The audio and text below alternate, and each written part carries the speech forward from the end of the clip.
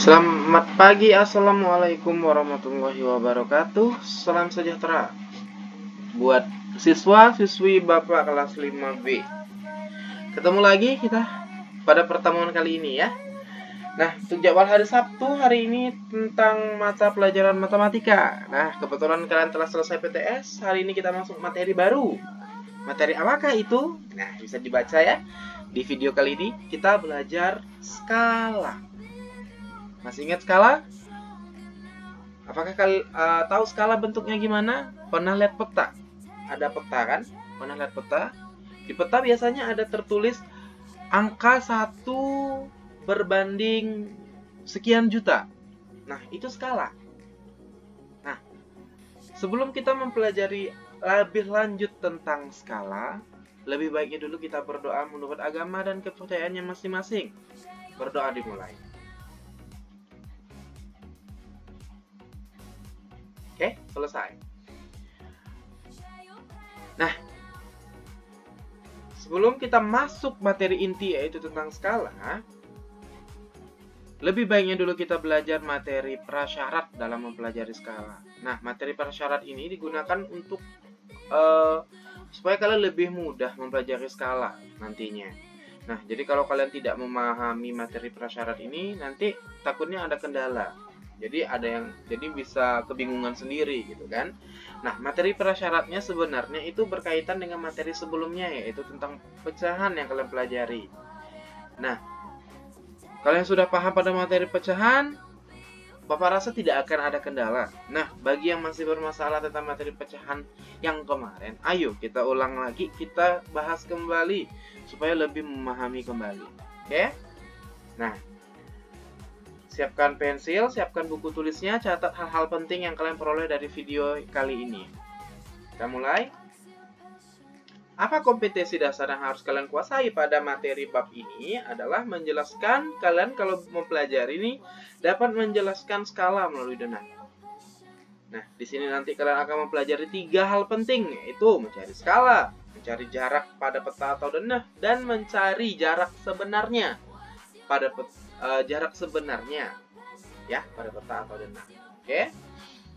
Terus indikator pembelajarannya atau yang akan kalian pelajari di video kali ini apa? Yaitu materi prasyarat tadi tentang menyederhanakan sebuah pecahan.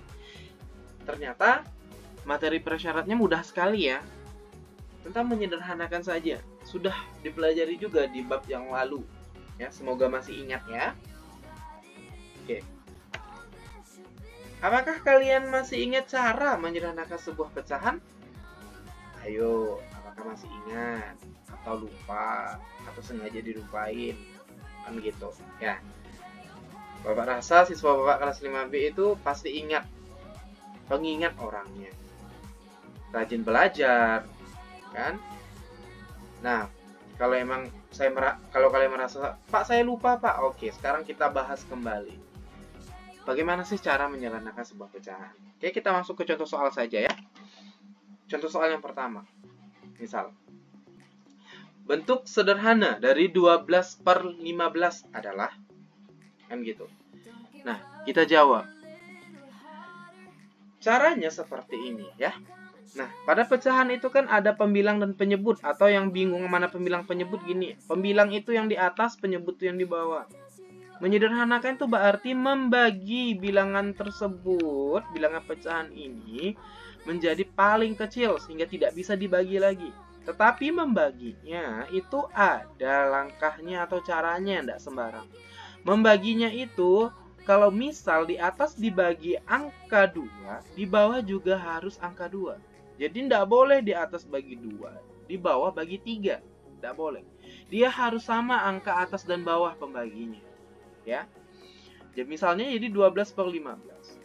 Kalau yang misalnya sudah paham, sudah mengerti materi ini, bisa langsung menggunakan angka yang paling besar sehingga nanti hasilnya udah langsung sederhana.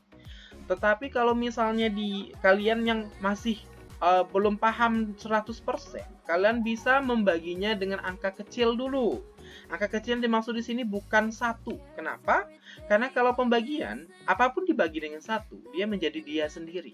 Misalnya 12 bagi 1 tetap jadi 12. Jadi kalian sampai kapanpun membagi dengan 1 tidak akan sederhana gitu loh. Karena 1 tidak bisa menyederhanakan. Karena dia menjadi dirinya sendiri. Nah, dari angka berapa? Angka 2. Kalau misalnya ini bagi 2, misalnya 12 bagi 2 bisa enggak? Bisa kan? Dapat 6. 12 bagi 2 itu 6. Sedangkan 15 bagi 2 itu enggak bisa. Kenapa? 15 bagi 2 itu dapat 7 ya. Tapi sisa 1. Dia enggak habis dibagi. Berarti enggak boleh kita pakai angka 2. Nah, kita cari angka. Kalau misalnya enggak bisa 2, kita coba 3. Nah, misal di sini. Kenapa pakai 3 gini ya? Dikunci jawabnya. 12 per 15. Dia itu dapat masing-masing dibagi 3. Atas bagi 3, bawah bagi 3. Kenapa? 12 dibagi 3 itu dapat 4. Karena 4 kali 3 kan 12. 15 dibagi 3 ternyata dapat 5. Kenapa? Karena 3 dikali 5 itu 15. Atau kalau yang tidak bisa perkalian, pakai gini. 3-nya ditambahin berapa kali yang hasilnya 15. Apa rasa bisa lah pembagiannya. Nah, jadi 12 per 15 itu dapat disederhanakan dengan angka 3. 12 bagi 3 dapat 4. 15 bagi 3 dapat 5. Nah, sekarang kita ke 4 per 5. Kenapa ini tidak disederhanakan lagi? Tidak dibagi lagi? Gini, karena ini sudah sederhana. Dari mana tahu ini sudah sederhana? Kita tes. Misalnya ini kan pakai 3 nih. Kita coba pakai 3 di sini. Kalau ini udah pakai 3, jangan pakai angka 2. Anda boleh selanjutnya harusnya. Jangan pakai yang... Kalau 3, ini coba 2, jangan. Berarti kita coba 3 lagi. 4 bagi 3 bisa enggak? Enggak bisa kan? Enggak bisa. Ada sisa 1 ya. Nah, ada sisa 1. Nah, kalau misalnya enggak bisa pakai 3, kita coba 4. 4 bagi 4 dapat 1. Tetapi 5 dibagi 4 itu enggak bisa. Ada sisa 1. Ya. Kita coba 5, jangan lagi dicoba 5. Kenapa? Angka di atas paling besarnya adalah 4. Berarti hanya sampai 4 pembaginya. Jangan dicoba 5, 6 pasti tidak bisa. Berarti bilangan ini sudah sederhana. Nah, contoh kedua deh biar tambah paham. Bentuk sederhana dari 20 per 36. Nah, di sini dia membaginya dengan angka 2. Kita bagi dengan angka 2 ya. 20 bagi 2 dapat 10. 36 bagi 2 dapat 18. Ternyata ini masih bisa disederhanakan sekali lagi. Ya, jangan mikirnya udah dibagi pertama udah langsung sederhana, belum tentu. Kita cek lagi, ternyata bisa dibagi 2. Dibagi 2 lagi. 10 bagi 2 dapat 5. 18 bagi 2 dapat 9. Nah, kita cek. Kenapa berhenti sampai sini? Berarti kan ini sudah sederhana. Kenapa udah sederhana sampai sini? Kita tes lagi. Misalnya kita bagi 2 lagi. 5 bagi 2 bisa nggak? Nggak bisa. Bukan nggak bisa sih. Ada sisa. Dapat 2, sisa 1. Kan ya? Nggak bisa 2, coba 3 ayo. 5 bagi 3. Dapat 1, sisa 2. 5 bagi 4. Habis nggak? Nggak juga habis. Tuh nggak? Dapat 1, sisa 1. 5 bagi 5. Bisa. 5 bagi 5 itu dapat 1 habis. Tapi 9 dibagi 5 itu udah habis. Kan? Dapat 1, sisa 4 nanti. Nah, berarti kalau ini tidak perlu lagi bagi 6 karena angka paling besarnya adalah 5. Berarti ini sudah sederhana. Ya. Atau bagi yang sudah jago, dia bisa langsung kalian pakai angka yang paling gede yang memungkinkan dapat dibaginya. Misalnya ini sebenarnya bisa langsung bagi 4. Langsung bagi 4. Dapat 5 per 9. Sama, lebih ringkas. Ini bagi yang sudah jago. Kalau misalnya yang belum jago, ya udah pakai angka kecil dulu. Gitu. Kalau nggak bisa 2, coba 3 yang seperti Bapak bilang tadi. Nah, yang udah jago langsung pakai angka yang gede gitu. Ya. Nah, contoh selanjutnya. Nah, ini kenapa tidak bisa ini kenapa 23 per 30 jawabannya tetap 23 per 30? Karena pecahan ini sudah sederhana, tidak bisa dibagi dengan angka berapapun lagi. Jadi kalau memang sudah sederhana, kalian cukup tulis kembali. Ya. Nah, ngetesnya ya tadi, kita coba 2, bisa enggak? Coba 3, bisa enggak? 23 per 30 itu adalah pecahan yang sudah sederhana. Ya. Nah, seperti itu materi prasyaratnya.